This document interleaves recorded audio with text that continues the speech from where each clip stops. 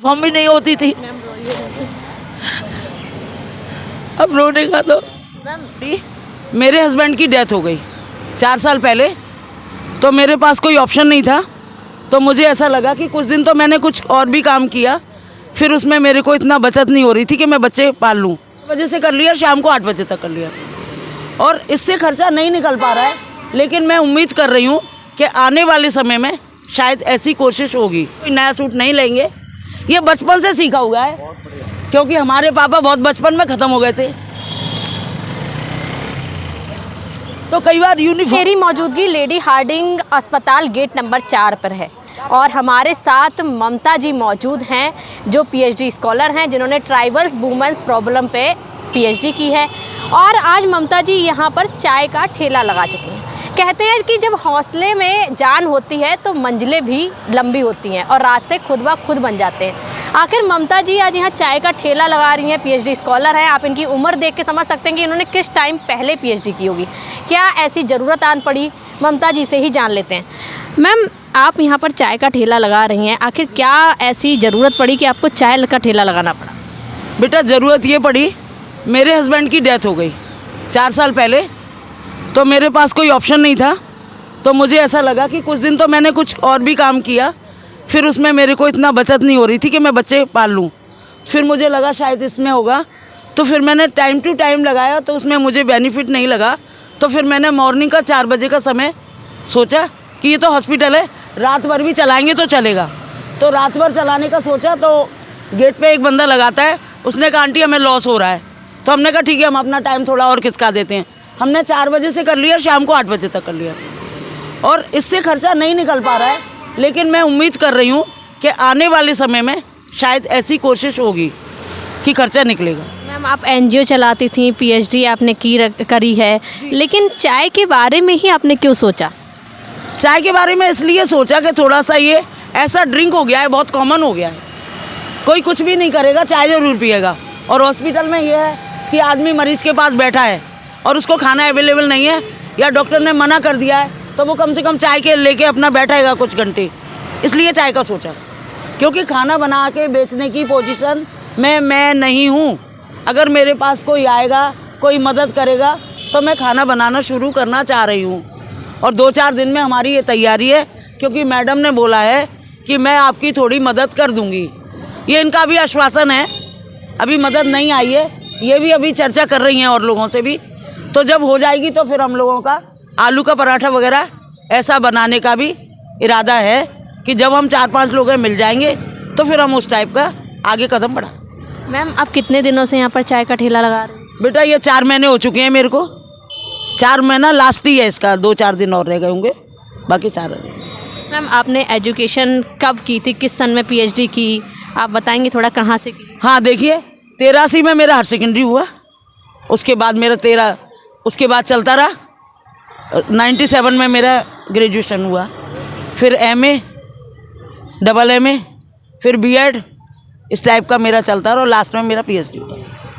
Ma'am, जैसे आप university से हुआ, आगरा यूनिवर्सिटी, आप पढ़ी लिखी हुई हैं, आपने पीएचडी की है, और एक साथ आपकी ज़िंदगी में कहें तो टर्निंग पॉइंट आ गया। हाँ। कहाँ एनजीओ चलाती थी, आप चाय बना रही, तो ये टर्निंग पॉइंट क्या लेकर आया आपके जीवन में? टर्निंग पॉइंट ये लेके आया क्योंकि मैं स्ट्रॉन्ग तो पहले ही थी, और पूरे ऑल इंडिया में मैं ट्रेनिंग वगैरह ली हूँ और देके भी आई हूँ, तो मुझे डर नहीं था। जो लोग कहते हैं ना कि आप 2:30 बजे यहाँ पे चाय बना रहे हो, कोई आएगा तो आपका सामान उठा के ले जाएगा। मैं 1-1.5 महीने सर यहाँ पे सोई भी हूँ, सामने देख रहे हैं ऑटो के पास, वहाँ पे मैं सोई हूँ, क्योंकि मुझे रूम नहीं मिल रहा था। और मैं सोई तो थी, लेकिन अंदर से ये था कि आगे मेरे आके कोई कर सकता है कुछ भी, क्योंकि यहाँ पे ब्लेड चक्कू वक्कू बहुत चलाते हैं लोग, ऐसे सुनने में आता है। लेकिन मुझे लगता है कि ये बैड स्टोरी है, ऐसा कुछ नहीं है। आदमी अगर स्ट्रांग है और वो जंगल में है तो भी सेफ़ है, और स्ट्रांग नहीं है तो घर के अंदर भी सेफ़ नहीं है। हम लोग टीवी में देखते ही रहते हैं सीरियल वगैरह। मैम, अब आप कहाँ रह रही हैं? आपने बताया था आप कुछ दिन पहले यहाँ सोई थी, तो अभी आपकी कहाँ व्यवस्था है, कहाँ रह रही हैं? अब मैं कालीबाड़ी में झुग्गी में रहती हूँ, 200 रुपये रोज़ देती हूँ। बेटा, मैं बड़ा रो रो के सोचती हूँ, कभी मैं इस बेटे से भी कहती हूँ कि बेटा 50 रुपये कम पड़ रहे हैं, क्योंकि मकान मालिक मेरे को 200 रुपये गुस्से से मांगेगी। तो बच्चे कह देते हैं कि लो 2-4 दिन बाद दे देना। या कोई कह देता है कि मत देना। मैंने कहा नहीं बेटा, दूंगी तो ज़रूर, क्योंकि मुझे फिर ज़रूरत पड़ जाएगी तो आप लोग नहीं दोगे। तो ऐसे करके मैं कैसे भी करके 200 रुपये पर डे दे रही हूँ। मैम, अगर आपके एजुकेशन की बात करें तो किस तरह की आपकी एजुकेशन रही है? आप किस किस चीज़ में आपने पहले पार्टिसिपेट किया है? क्या रहा है आपकी लाइफ का? देखिए, मैंने पार्टिसिपेट सबसे ज़्यादा NYK में किया, NGO में किया, और NGO में काफ़ी ट्रेनिंग करके आई और काफ़ी लोगों को दी। और कल्चर में भी मेरा है, काफ़ी हस्तक्षेप मेरा है। कुछ मैं कविताएं भी करती थी, कहानियाँ भी लिखती थी, इस टाइप का भी रहा। पर मेरे पास समय की शॉर्टेज थी, क्योंकि हमारा ग्वालियर में अपना स्कूल था, ममता कॉन्वेंट हायर सेकेंडरी स्कूल। तो शादी के बाद ऐसा हुआ कि वो स्कूल में नहीं संभाल पाई, क्योंकि विवाद होने लगते हैं ना। हस्बैंड बोलता है तुम्हारी तो शादी हो गई, तो तुम सारा पैसा लेके आओ, मायके से स्कूल चला रही हो तो मैंने कहा तुम नहीं चलाने दोगे, मैं नहीं चलाऊंगी। फिर ऐसे करके थोड़ा सा विवाद में स्थिति बनने लगी, थोड़ा सा स्थिति ये आ गई कि अब बच्चे पैदा हो गए, अब क्या करूं। फिर मैंने सोच लिया हस्बैंड के डेथ होने के बाद, क्योंकि 2 बच्चे पहले ही मैंने नानी के पास, अपनी मदर के पास रखे थे। मैंने कहा बच्चों मैं तो घूमने का मेरा है प्रोफेशन, क्योंकि मैं 2-3 बार नॉमिनेट भी हुई हूँ रूरल मिनिस्ट्री दिल्ली से।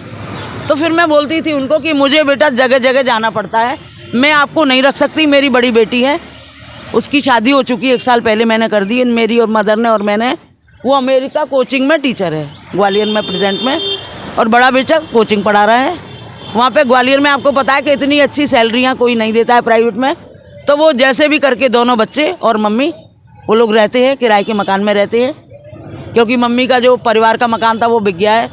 तो मैंने तो बच्चों को शुरू से ही वहाँ रखा, क्योंकि यहाँ से जो सामान मेरे हस्बैंड का गया, तो मैंने कहा बेटा ये सामान पे तुम्हारा हक है, और तुम लोग पढ़ो और नानी के साथ रहो, सेवा करो उनकी, ये चीज़ें। मैम, आप यहाँ हॉस्पिटल के सामने अपना ठेला लगाती हैं, सुबह से शाम तक बैठी रहती हैं, कई तरह के लोग आते होंगे, क्या कुछ परेशानी भी होती है? अभी आपने देखा जो ड्रामेबाजी हुई है, बहुत सी बार तो मेरा पानी फैला देते हैं लोग, नहीं बनाने देंगे। तुम क्या समझती हो, तुम्हारे ये ठिये पे नहीं बैठने देंगे। हमने कही हम तो क्या समझते हैं, अपने आप को कुछ नहीं समझते हैं। एक साधारण चाय बनाने, उनको, इन लोगों को तो पता भी नहीं था कि मेरी एजुकेशन क्या है। अब मैं इनके सामने क्या बोलूं?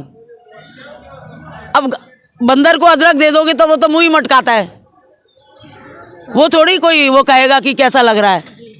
तो अनपढ़ों को आप एजुकेशन बताओगे तो उनको क्या है? उनको तो मेरे से लड़ना है तो लड़ना है।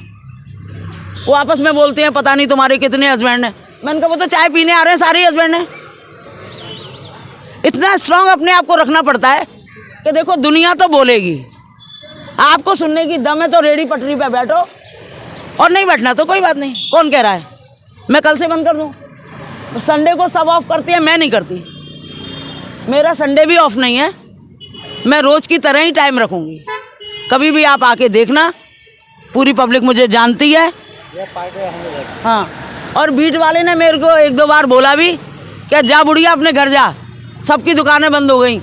तो मैंने कहा अरे बीट वाले अब तो मैं तेरे ही घर चलूँगी। बोले क्यों? मैंने कहा घर ही नहीं है। तो फिर उनने मेरे को टोकना बंद कर दिया, और मैंने कहा जब मेरे को कमरा मिलेगा, चाहे वो झुग्गी में मिले, उससे मुझे ऑब्जेक्शन नहीं है, क्योंकि मैं बहुत अच्छे मकान का पैसा दे भी नहीं पाऊँगी, इतना कॉस्टली है। तो जब मिल गया तो मैंने उनको सूचना दी कि मैं आपको खुशखबरी दे रही हूँ कि मैंने कमरा देख लिया, मैं कमरे में शिफ्ट हो गई हूँ। अब आपको मेरे द्वारा परेशानी नहीं होगी, क्योंकि उनको ऐसा लगता था कि ये महिला अकेली है, अगर कुछ हो गया तो हमें बोलेंगी कि हमारे साथ ऐसा हो गया। तो मैंने कहा ऐसा मेरे साथ नहीं होने वाला, और मैं रोड पे सोने वाली नहीं हूँ, क्योंकि मेरा नेचर अलग है। मैं तो घरों में पली बड़ी हूँ, मैं रोड वाली नहीं हूँ। मैम, आखिरी सवाल आपसे, आपने PhD B.Ed सब कुछ किया, आपने बताया है, तो ये चाय का ये परमानेंट है और कब तक रहने वाला है? आगे का क्या प्लान है? आगे का ये प्लान है कि इस ठिये पे मैं 1-2 घंटे बैठूंगी। मैं ठिये और भी बढ़ा रही हूँ, क्योंकि अगर मेरे पास 10 महिलाएं आ जाएंगी तो मैं क्या 10 को थोड़ी बिठा के रख सकती हूँ, और मैं उनको सैलरी कहाँ से निकालूंगी। इसलिए मैं उनको बोलूँगी कि एक इधर बैठ जाओ, कुछ आइटम मैं दे रही हूँ, एक उधर बैठ जाओ। क्योंकि अगर कोई महिला अकेला लगाना चाहे तो मैं बोलूँगी कि तुम अपने आप में स्ट्रांग रहो। अगर मेरे साथ रहना है तो चलो मैं तुम्हें सामान देती हूँ, कैसे भी अरेंज कराती हूँ, और आप बैठ के तुम अलग करो और आगे अपना काम चलाओ। भाई तुम भी अपनी परिस्थिति सुधारो, लेकिन रहना पड़ेगा स्ट्रांग। भाई अगर हमारे साथ कोई हरकत होती है तो कोई लड़का निकल के नहीं आएगा हमें बचाने के लिए, क्योंकि हम किसी के कुछ है ही नहीं। नहीं, ऐसे तो हमारे बच्चे बहुत हो गए हैं, लेकिन हमें डर भी लगता है ना, क्योंकि हमारे को तो मरना ही है। हम तो 4 साल बाद मर जाएं, 5 साल बाद मर जाएं, लेकिन हमारे जो बच्चों के परिवार, छोटे छोटे बच्चे हैं, हम उनको जोखिम में क्यों डालें। आपको पता है कि पीने के बाद आदमी कहता है देख लूँगा, तो वो वास्तव में देखता ही है। वो ठेके पर जाता है, पीता है, फिर उसको देखता है, क्यों तू क्यों आया बीच में, तेरी कौन लग रही है, वो बुढ़िया तेरी कौन लग रही है। हाँ, ये बात सही है। तेरी बुढ़िया कौन लग रही है, तो वो बोलता है मेरी आंटी है, चल वो फुट, तेरे जैसे तो जाने कितनी आंटी है। इसलिए स्ट्रांगनेस सबसे मस्त है। आपकी एजुकेशन कुछ ना हो, आप देखते हो कोई भी एक लेबर होती है ना, उसमें ज़्यादा स्ट्रांगनेस होती है, और एक कॉलेज की प्रोफेसर आती है, वो डरती है मुझे कोई किडनैप ना कर ले, और वो कहती है आजा बेटा, मैं तो इसी में खेली हूँ। उसको क्या फावड़े और कहती से उसको क्या डरना, उसने तो बचपन से देखा हुआ रहता है। तो ये चीज़ है, अपने आप को स्ट्रांग समझो, अपने आप को करोड़पति समझो। ये श्लोक हमेशा रखो कि भाई मैं तो बहुत सुंदर हूँ, मुझे अपने से सुंदर कोई नहीं लगता, और मैं किसी की ओर नहीं करती। कोई ये सूट पहन के आ जाए तो मैं तो कहती हूँ बहुत अच्छी बात है, आपके ऊपर ये सूट अच्छा लग रहा है। अगर कोई कह दे कि हम उतार देते हैं, आप ले लो, हमें नहीं चाहिए भैया, हमारी इतनी औकात नहीं है कि हम आपका सूट पहने। क्यों पहने, हम किसी की उतरन पुतरन पहन लेंगे, लेकिन होड़ से कोई नया सूट नहीं लेंगे। ये बचपन से सीखा हुआ है, क्योंकि हमारे पापा बहुत बचपन में ख़त्म हो गए थे, तो कई बार यूनिफॉर्म भी नहीं होती थी। अब रोने का तो मैम, जिस तरह से आप संघर्ष कर रही हैं, कहीं ना कहीं आपका संघर्ष काम भी आएगा और आप आगे तक भी पहुंच पाएंगी। ये वक्त जो है थोड़ा कठिन है, और मुझे लगता है सही हो जाएगा सब। मुझे कठिन नहीं है, मुझे रोते रोते पापा की याद आ गई, इसलिए मुझे रोना आ गया। वो दिन याद आ जाती है, ऐसा नहीं रहता है। एक बार हमको चैलेंज मिला था कि हम आपको 10,000 फ्रॉक दे रहे हैं गवर्नमेंट की, आपको 20 दिन में सिलना है। तो भाई पूरा परिवार लग गया था हमारा, क्योंकि उस समय हमने 10,000 देखे नहीं थे इकट्ठे।